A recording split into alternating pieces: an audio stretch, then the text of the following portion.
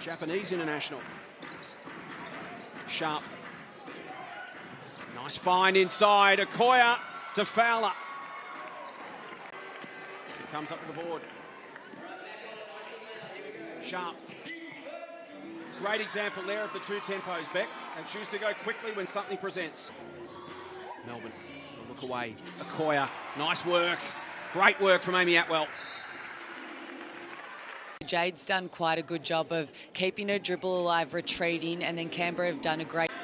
They're switched on early, and they lead by 8. McDonald, Potter. There's Airy. Capable of changing a game. Margin back to 5. Fowler. And she drains it from long range. Fowler sets the screen on McDonald. Jade can go herself. Tough finish, and she makes it. Down in front, kid. Clark. Spins. Shoots and scores. Lovely finish, Jada Clark. Cricketer Wayne Clark. Her hustle and energy, as we see Potter go for a layup here, has been immense and really giving them a much-needed boost off the bench. Game for Freo, and also played state cricket for WA, and Jada making her way. Almost turns it over. Goodchild, a chance to pinch it. Fowler receives from Munga. Okoya in the corner is good. 27 points on the board in the opening term for Canberra. Great actions in the on-balls up top. Second quarter action from Bendat Basketball Centre. Potter to come up with the opening points for Perth. And they cut the lead to 10. Goodchild. Chipatoni. Over the top to Potter. And that's working for them, Beck. She's looking dangerous, Emily Potter. Melbourne, the little show. Put back was short. Sharp. Back to Jade Melbourne, and she bombs the 3. Goodchild screened by Sharp, who then gets the feed through, kicks to the corner. Good ball movement from Caps, and that one finished by Clark. Using that mismatch to advantage in the second term, the Lynx. But can they get some stops at the other end? Points flowing freely for Canberra. They're up to 42 midway through this second term. More ball in hand for Annalee Maley in the last couple of minutes, getting her more involved on offence. We mentioned Atwell having a great season. She'll get more opportunities to get shots up, including that, and one. Into the basket the last couple of times. Their outside shot hasn't worked. Get yourself going, see the ball go through the net. Turns it over and away comes Forster. Maley against Melbourne, and Annalee finishes. Some good points out of the timeout here. Get turnovers like we saw Melbourne did there, so they'll be really happy with that coming out of that foul shot. Caps have led from the get-go. Their biggest lead, 17 points. Another turnover. More opportunities here for Maley, who's really starting to heat up. Telling her players, hey, listen, don't think we've got a head start here and play accordingly. We've got to keep playing our way. Maley shot short. Good scrap under the basket from Clinch Hoycard, and she comes up with the foul. Working their way back into this.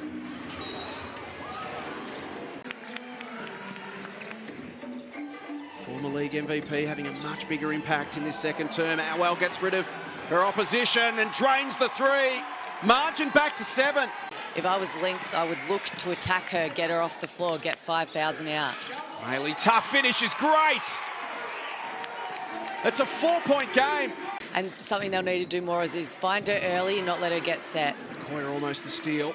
Atwell comes up with a loose ball and then has some space to work in, and that generally spells danger. 2-point game. Caps again, they've been forced into 2 turnovers. So Maley kicks it out. Atwell through some traffic. Maley to tidy up and scores a level for the first time tonight. So Goodchild will go round the arc to Atwell. She wants to take on Sharp. Tough shot. Still there. Foul called and one. Beck Cole. And Maley spoke about the energy that Lynx just didn't have and that effort and that. He asked who would step up and speculated would it be Annalee Maley when Airy McDonald went down. Well, it certainly has been. Here's Maley again. Her pressure creates a turnover and another score. Goodchild to Atwell. Amy, tough shot, and she makes it from the baseline. Jade Melbourne on 4 fouls, sitting on the bench. Fowler through the lane, feeds Sharp, and she comes up with 2. Well, on the defensive end, is she going to defend like, I don't want to foul, so I'm going to let my player go past me? That's sometimes the thing that you don't want to happen, but naturally it just does. She can come out, still play 110% and just keep her hands out. Maylee turns it over. There is Melbourne, gets her hands in on this occasion. Spin move, feeds Okoya. Away comes Atwell. Amy, so good from long range. Lynx got out to a 6-point lead when they blew by Canberra for the first time. Things were looking threatening. It's been a good response from the Caps. Atwell getting hot. Chippertoni from the corner in game 100. Still alive for Perth. There's the height of Potter. Kicked out. Atwell's been white hot. Caps are finding their way now. Chippertoni against Munga. Feeds it to Potter. And 1. Big play from Emily. She's having a big night. Up to 17 points. She's averaging 13 a game this season. Jay puts on the Jets. Feeds Sharp. Expansive to the corner. Lovely ball movement. And it's Munga with the finish. I would. If I was Perth, I'd be getting Melbourne in as many actions as possible to make her get her 5th foul and force her off the court, because she is vital to the Caps and getting their lead at the moment. Got their noses in front in the third. Seesawing battle. They get the last opportunity here. And why not?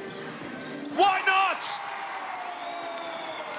She's made 7 of her last 8, Amy Atwell. Since then, she's 7 for 8 from 3-point range, and she has helped turn the game in Perth's favour. They've come. Amy Atwell looking at an Iverson cut, which is across the elbows, and they have changed up their defensive scheme and looking at living with the pick and pop, more of a blue and ice coverage with Potter. Alex Fowler's out of the game with 5 for the Caps, so their tallest players off the court. The 2 tallest in the game, both sitting, as Sharp comes up with another 2.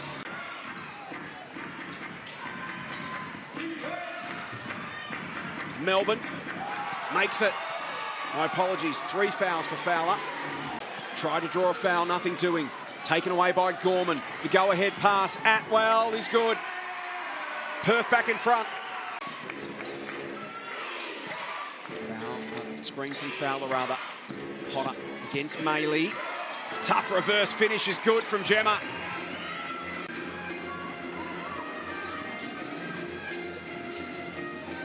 Really good child, had more opportunities without McDonald there.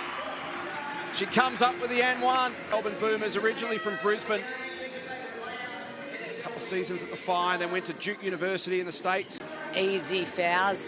Lynx are just going to the free throw line, and that's cheap points for them that the Caps can't have. Lovely find from Chippertoni, and Clinch Hoykard gets the N1. Savvy and vision there.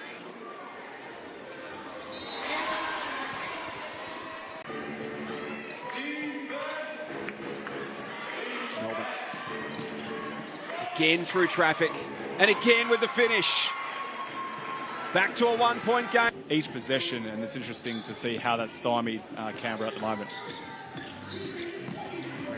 4-time NBL champion Atwell from the baseline. Back out to 3-point lead. Inside 5 minutes. Melbourne and Munga combined. Look at the vision. How's the pass? Melbourne, the look away this time picked off. Away comes Atwell. Feeds Chippertoni. Obviously still a very strong emphasis on trying to guard Atwell and limit her touches. Thanks, Greg. Ball in the hands of Melbourne. And she ties it up again. Around both these teams, love to let it fly. And they sit on 88 apiece with 3.5 to play. Good child puts Perth back in front. Jade Melbourne and Alex Fowler have 4 apiece, as does Jada Clark. Lovely work there from Sharp. She go herself. She does. And then gets her own rebound. Chippertoni. That'll be popular. Making his debut tonight on WNBL Wednesday, and he's had an absolute belter. Okoye comes up with it. Perth in control by 5 with just over a minute to play. Okoye to Fowler. Gets to the rack. It's swatted away by Chippertoni.